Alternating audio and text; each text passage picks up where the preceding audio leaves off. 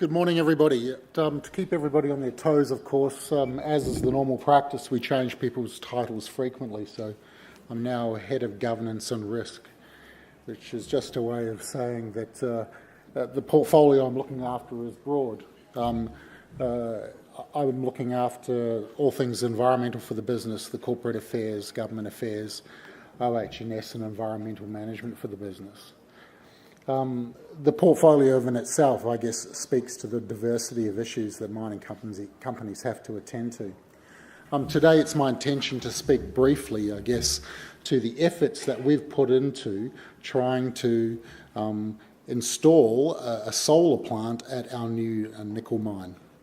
IGO, well, as to IGO, we're a mid-tier mining company. We operate 3 mines in West Australia and we're the 30% owner of the Tropicana mine.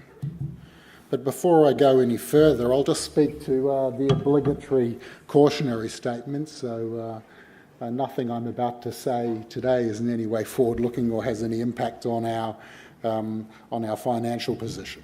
So to the chase. Recently, we have been developing the Nova nickel mine. The Nova project, I guess, was discovered some 5 years ago.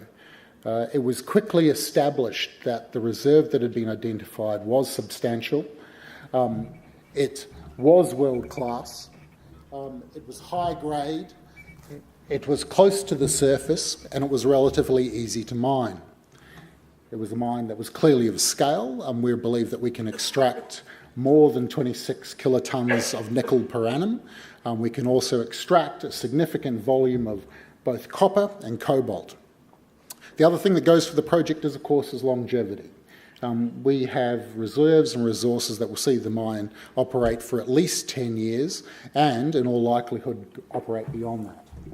The other thing of note about the project is the fact that it's in a location which is highly prospective. So Nova sits at one end of the Fraser Range, and at the other end, of course, we've got the Tropicana show. So, highly prospective, an important project to us. Once it was clear that we had an economic project, I guess the next challenge was to think about how we develop it. Now, critical, I guess, to the development of any mining project is where and how you're going to source your energy. Nova is situated some 140, 150 kilometres east of Norseman, so we're a long way from any grid supply and a fair distance from a gas supply. So during the initial development and thinking that went into the project, of course we looked at options. One of the options that was identified early in the show was the potential to have a joint diesel and solar power supply option. Back in early 2015, we were approached by our friends at Zenith, and they came to us with just such a solution. I guess what made the offer attractive in the initial instances they could point to a project which had been developed successfully, which was an operation in Africa. So we chuffed off over there, had a look and convinced ourselves in the first instance that this was a credible option.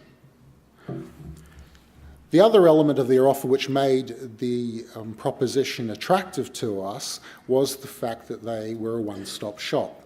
They offered both a diesel power supply option and the solar option to us. The other thing that came up during the due diligence process was, of course, the conversation about how the diesel elements would be integrated in a reliable, predictable and consistent fashion with the solar elements of the project. So, sorry, just to stop for a moment, this screen keeps on going off. So, thank you. The plant that was designed was intended to provide up to 45% of our peak power needs at any one time, clearly this being during daylight hours. To achieve this, the design anticipated the construction of a 6 megawatt solar plant and a 20 megawatt installed capacity diesel plant. The intention being that should the solar become unavailable at any given time, all of our needs could be met by the diesel plant. Further, it was anticipated that the solar plant would provide up to 6.5 gigawatt hours of power to the plant. Now, to give people a sense of scale of this, we're talking about a facility which covered an area of about 10 hectares and comprises about 28,000 individual cells. So to the justification, well, the justification in of itself was pretty much self-evident. You know, it was an economically rational thing to do. The PV plant would offset the amount of diesel that needed to be consumed, and clearly it would substantially reduce the total amount of emissions that both the Nova site would generate, but for a business the size of IGO would have a significant impact on our total diesel emissions. What does this actually look like? Well, for us it meant a reduction in the consumption of diesel, a notional reduction of something in the order of 3 million litres per year. This equates to something in the order of 8,000 tonnes of CO2 equivalent. So, based on these assumptions and the various other elements that were considered, the investment decision looked sound. So back in October 2015, we issued contracts. The contracts went to Zenith both for the construction of the diesel plant and for the construction of the solar plant. To date, we've completed construction of the diesel plant. It's now supplying all of our power needs to the site as we go through the ramp-up of our underground mining operation and the commissioning of our processing plant. We are fast approaching the point where the plant's operating at nameplate capacity, so we would expect to have peak demands on energy coming into the first quarter of the new financial year.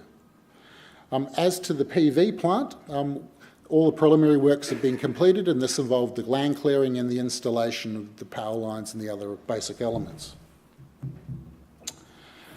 So it's just worth reflecting a little on the nature of the contract that IGO has entered into with Zenith. Central to the arrangement is the fact that the benefits of any reduction in diesel costs will be shared between the parties. The contract is structured such that Zenith meet the initial capital cost of the project, and consequently, through the initial years of the project, any benefits that arise through the reduction in diesel cost accrue to Zenith to pay off their capital investment. However, thereafter, it's anticipated that savings will be shared between the parties. So all good news up to this point. But there's a hitch. Yeah? I'm sure it's a common story that many people have heard before. We took the brave decision to go down the path of entering into a joint diesel and solar approach to the problem at a time when diesel prices were about $1.24 a litre. Look, at that time, and given those sorts of prices, the PV plant was in itself a standalone, economically sound project. Following the signing of the contracts and leading up to the point at which we had to make a final decision about go, no go, of course, prices had dropped down to something in the order of 88 cents a litre. Now, clearly at this point, the project was no longer viable, so we took a decision to put the project on hold.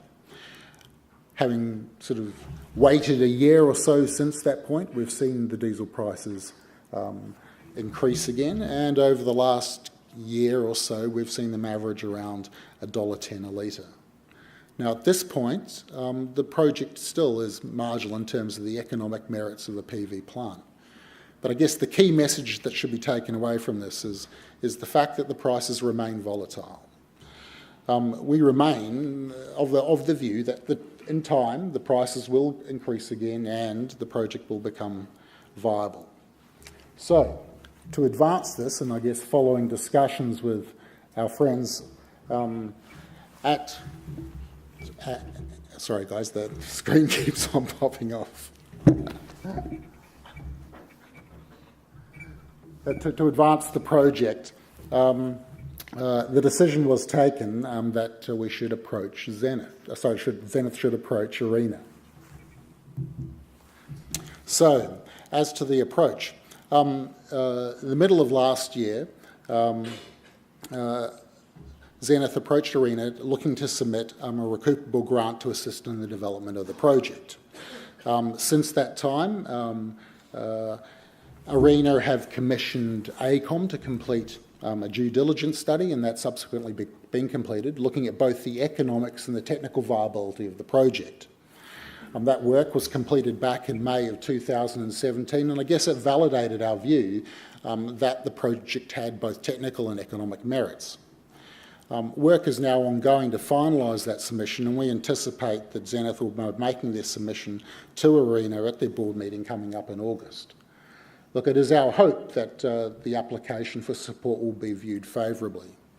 But notwithstanding this, looking to the future, it remains our view that the project is viable and of its own right.